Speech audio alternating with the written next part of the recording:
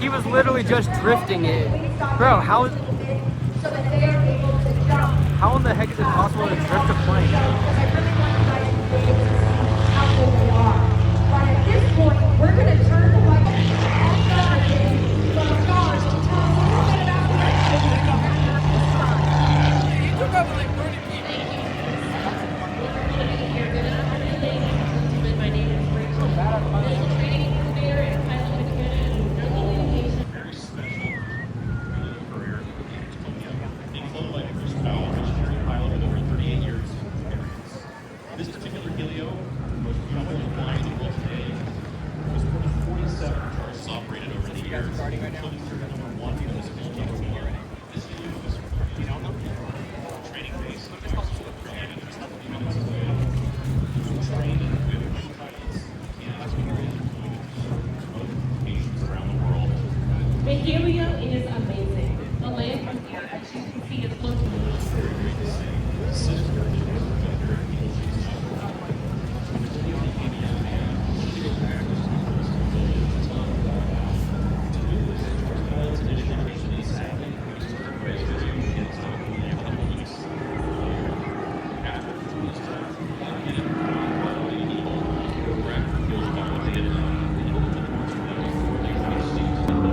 They have a unique language to serve and see how people transform by God's word in our language. So when this Helio arrived in Ecuador, Jarvis decided to name it honor of Tonya in dedication to 1970. In treacherous terrain. It flew the equivalent of 23 times around the globe and carried over 10,000 passengers while delivering 2.5.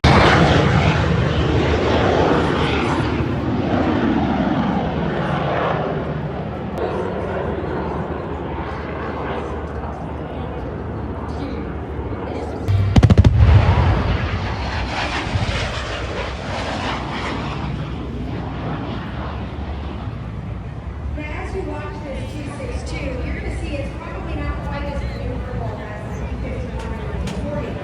But the Allied,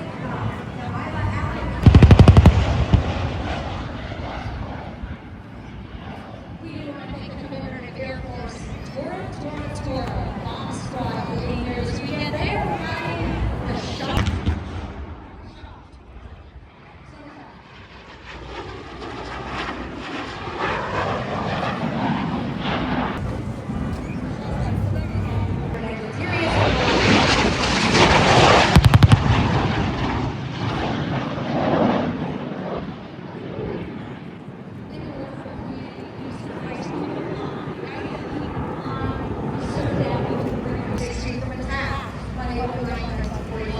This feat has never been confirmed. But that is what this means to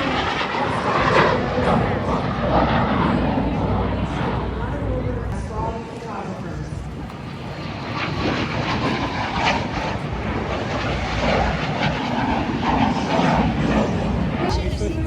I see a little wave of coming off of it. It looks like it's a big engine.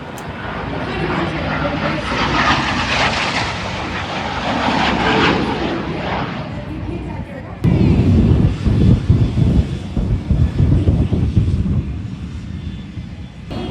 challenge. Now it's called Smoke and Thunder for a reason. Still in the challenge position. We're not set up for the race just yet. This is all. As his competitor, his challenger, comes down the taxiway. So give them both a wave and say thank you for the incredible race they provided today and the incredible show they put on. And an incredible number of War Birds today.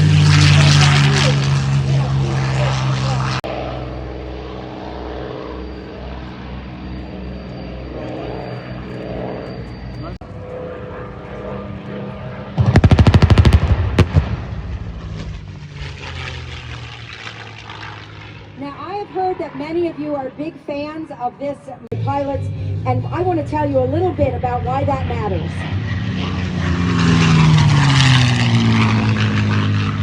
Most of those men perished as well. some have captured behind enemy lines if they live. Of the Tuskegee Airmen during, but we'll let him go past there real quick. Signed by the Army Air Corps to prove that black men could not fly. And you heard me right, they wanted to prove that they could not fly. But they were so wrong. Black men right here behind us in the trailer. So rise above. Right here to your left, here he comes with a low pass, perfect for pictures.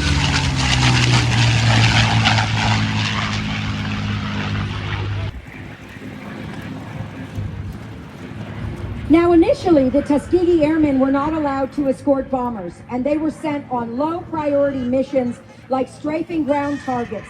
These types of missions kept them from finding enemy aircraft and scoring victories. Named War Birds pilot and has over 10,000 hours in, I thought it was 100 different types, 230 different types of aircraft. 8 different fighters and sport aircraft. Now, he does not fly jets. He only flies the precision War Birds. Pilot in World War II would have trained in before flying the P-51. Those 2 front wheels come out from under, the gear comes down, and he's able to land, and it'll eventually fall back, yes, he lets it down, onto the tail wheel, because this too is a tail dragger aircraft.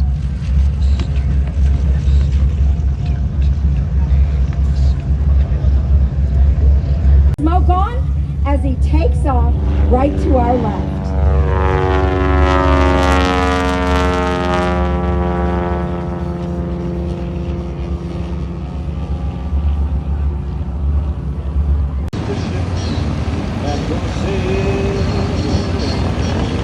Anytime you see him do a barrel roll, he is converting speed, altitude, the altitude that he has, and then it's dropping.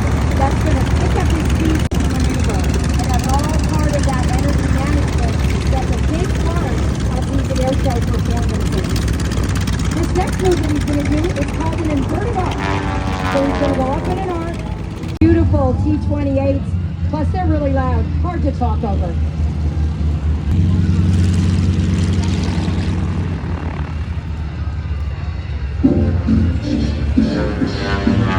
For taking care of this plane. Now is that T-6 airplane, and now in a formation takeoff.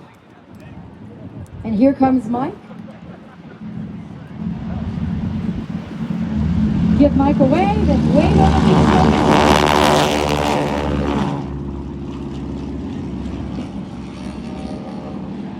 Now this is going to be very noisy because this is going to be in formation, and they are going to join up together and do a lot of formation flying for you this afternoon, showing exactly what Air Corps pilots learned at the beginning of what we do see the Smokin' Texans. And they have formed up, as you can see, they took off 2 at a time, but now they have formed themselves in formation.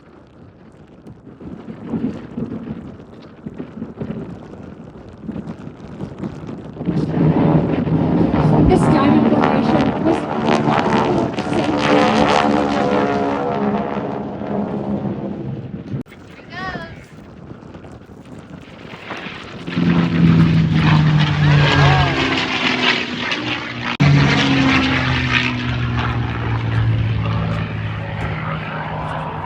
another one of those.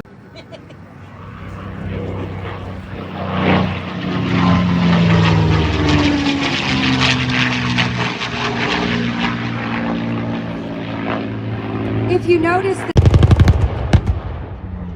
a little Tora action with the bomb squad, welcoming that incredible P-40 in the P-40, Tom Richard.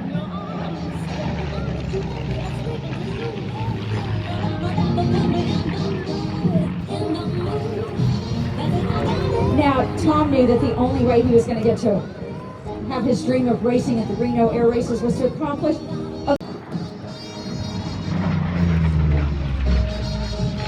Tom has now accumulated over 15,000 hours in general aviation aircraft, of which well over half is in War Birds and 2,500 in helicopters. As I mentioned, he's not just flying things that go in the air with 2 wings. He does helicopter. Tom Richard and the P-40 Warhawk.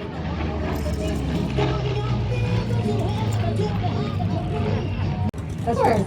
That's why he's on the ground. Oh, the next P-51 going by is Cincinnati Miss.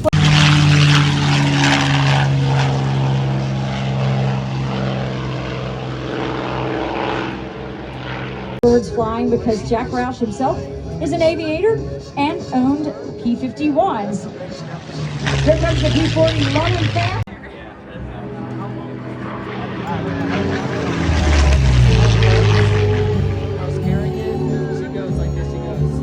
It's not Part of our finale, which is going to feature several airplanes that you've already seen. This is a new addition. But I got to tell you, we are joined here by Scott Young, who's also going to be in the finale. His B-25 begins its roll for takeoff. One of the things that War Birds Over Monroe started a few years ago was the opportunity for photographers to purchase a special pass that allowed them to get in front of the crowd.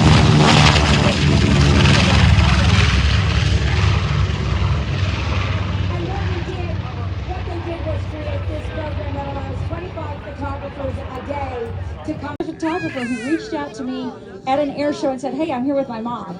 He's now at Embry-Riddle. He's now one of my staff photographers. It's great to start bringing up that next generation. And this may be your first air show. Don't let it be your last. And incredibly educational air shows.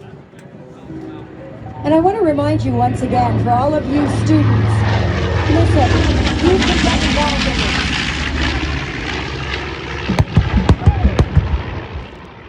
Forceful in your drive to become a pilot. A B-25, 2 P-51s, and a P-40. Toro bomb squad, bringing that smoke and thunder from across the runway. There's your P-40.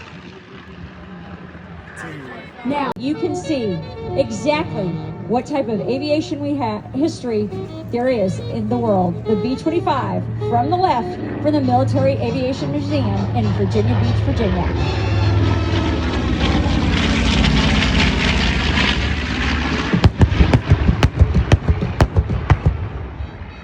Now, just remember, take a look at this. He and his father built this aircraft from the ground up. We've talked quite about the Mitchell, and I'll tell you a bit about it, but coming up right here on your left is Doug Rosendahl. Cincinnati Miss, and of course, next up, the P-40, flown by Mr. Tom Richard. Now, Teresa, tell me a little bit about that Mitchell, the B-25. Japanese home islands. If you watch the movie, Yeah, go the ahead. significance of that was it was a one-way mission. They all knew they weren't coming back to that carrier, and they weren't sure where they were going to land or if they would make it.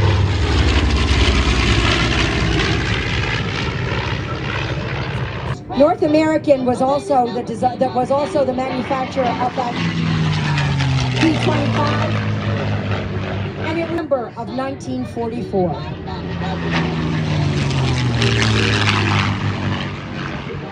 And B-24 were the bombers that significantly held a place in history, especially during the saying thank you to those who have served in the past and are serving today.